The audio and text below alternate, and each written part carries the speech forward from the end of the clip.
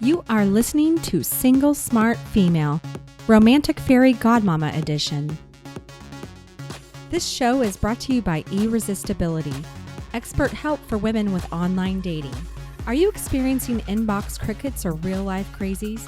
It's not you, it's your online dating profile. Let us help you do online dating that leads to real-life love and romance. Go to helpmeonlinedate.com and we will send you the first 2 video chapters of our program for free. Jen? Yes? What have you been up to? Not a damn thing. I'm good. I'm good. I'm glad to see you. You got me all tongue twisted, tongue tied. You're just making me nervous. I'm so attracted to you that you're making me nervous and say stupid things now. Wait, was it Elmer Fudd or was it that big? Yeah, that one. That's all, folks. Yeah. Who was that?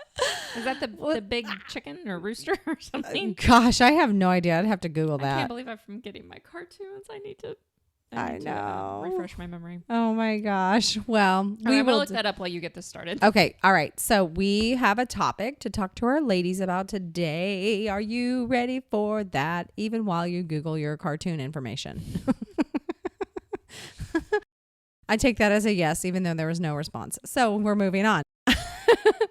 Today's topic is, are your friends and family ruining your love life? Is it Foghorn Leghorn? I think it was. Huh? I don't remember. I can see. Can you move your glass out of the way so I can see those pictures? Sure. Yeah. Okay. Because this is of utmost importance to their love life. Right. Clearly pause on the love life topic, and we'll just get this straightened out with the. I thought it's not Yosemite Sam. It's not Foghorn Leghorn? No, he was a smooth talker, wasn't he?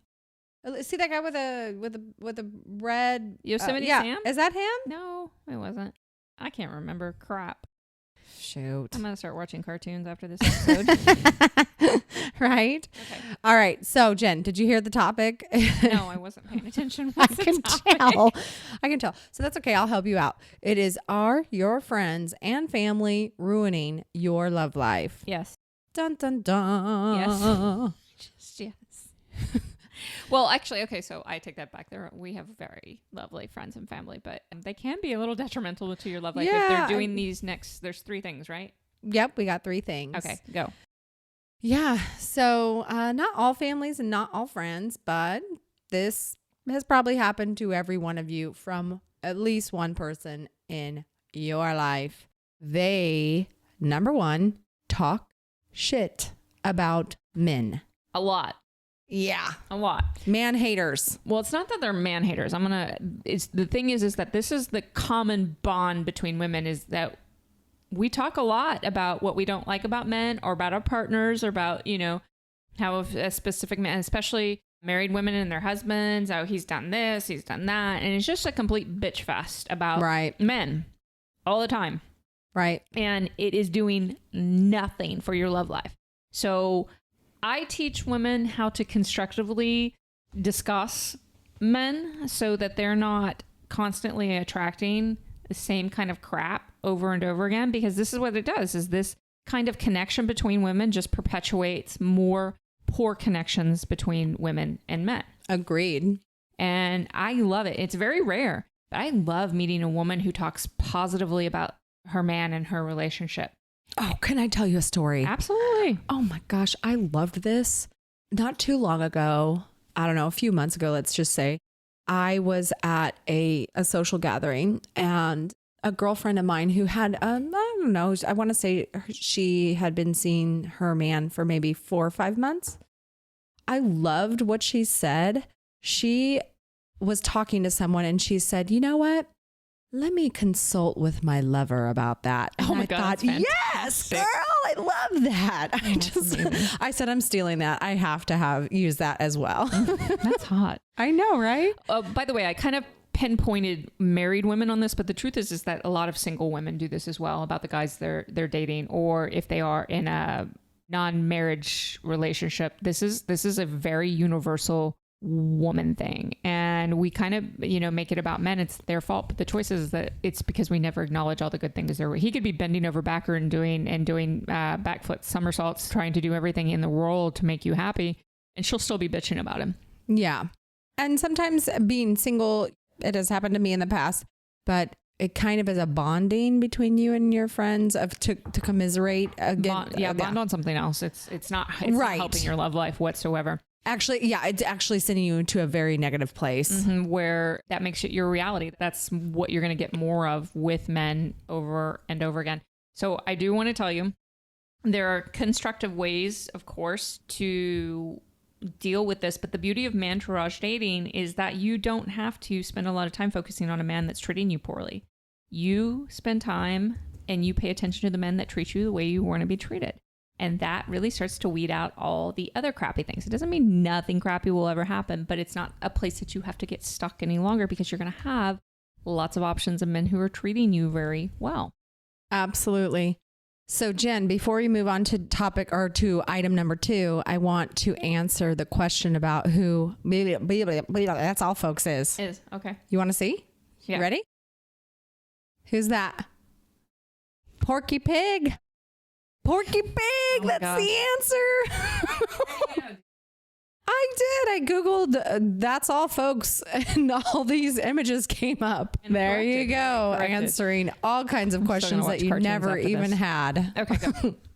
So number 2 is your friends and family give really bad dating advice. Oh, ladies. Oh my gosh. This one.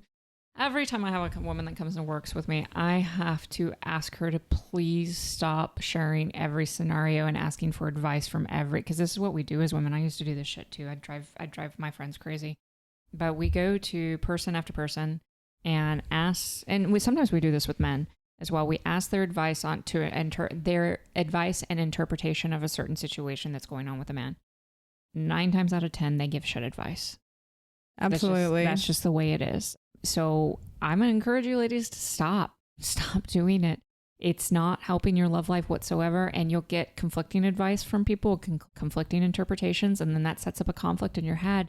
It makes it really challenging to make great adored woman based decisions. Right. And in fact, Jen, I just want to say that I'm now very selective with who I discuss dating with.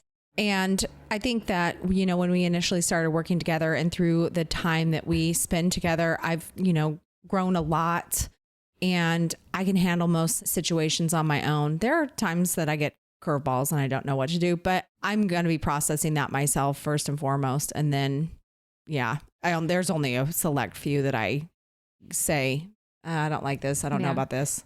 There's so much bad interpretation because it's all based on fear and problems, and it's based on the wrong perception of what is possible and what can really happen. And we misinterpret men quite a bit. One of the reasons that when women come to work with us, that our community is set up that other women are not allowed to help them interpret, and it just comes from me and Jen, is because of this reason. Because that crap information, that crap interpretation you're getting is not making your love life better whatsoever. Yeah. So that is very important. I would, it's okay to share. I would make it very clear you're not looking for advice. You just want to share something with them. And that it's going to be truly transformative in your life when you're not getting shit information fed into your head all the time. Right. Good point.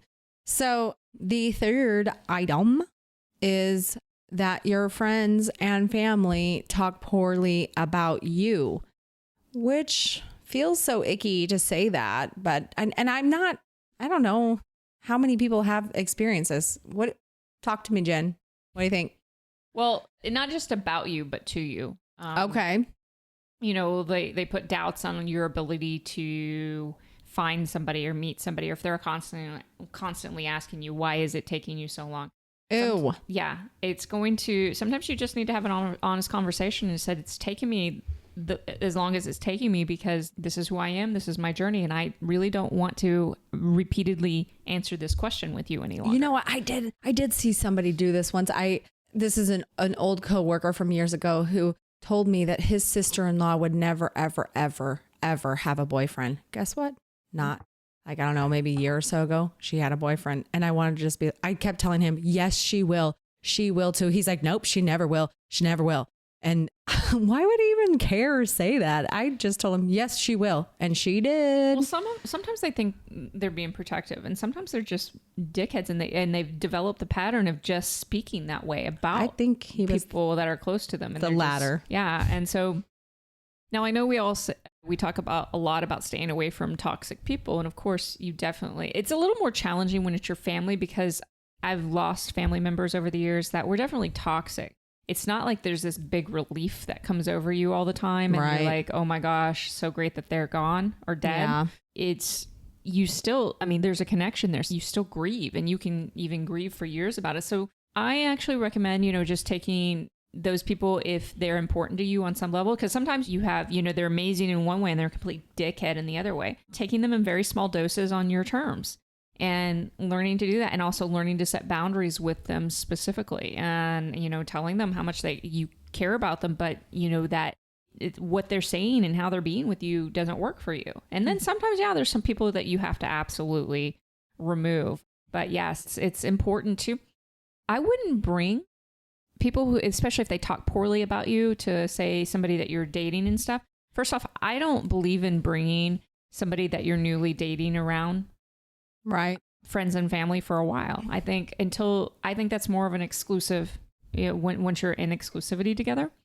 But I would limit it a lot. And then they ask you, why won't you bring them around? I said, well, because I love you and I care about you, but I don't need you filling their heads with shit about me. And then I have to go undo all the damage you've done. Right. We have to start stepping up and having these conversations. If they're bold enough to say what the fuck they want to say, you need to be bold enough to say what needs to be said as well.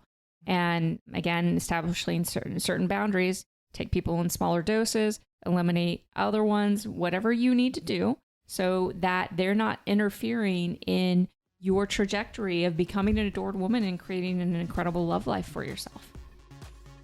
Okay, Lover Girl, it's time for the final thought on today's show. It is definitely possible for friends and family to screw up your love life, unless you know what boundaries to set and what conversations to avoid. Thank you, Lover Girl, for joining us on this Romantic Fairy Godmama edition of Single Smart Female. Don't forget to text this episode to all of your single smart girlfriends, as well as visit us at singlesmartfemale.com. We'll talk to you next time. And here's to you having everything you want in life and love. This show is brought to you by Irresistibility, expert help for women with online dating. Are you experiencing inbox crickets or real-life crazies? It's not you, it's your online dating profile. Let us help you do online dating that leads to real-life love and romance. Go to helpmeonlinedate.com and we will send you the first 2 video chapters of our program for free.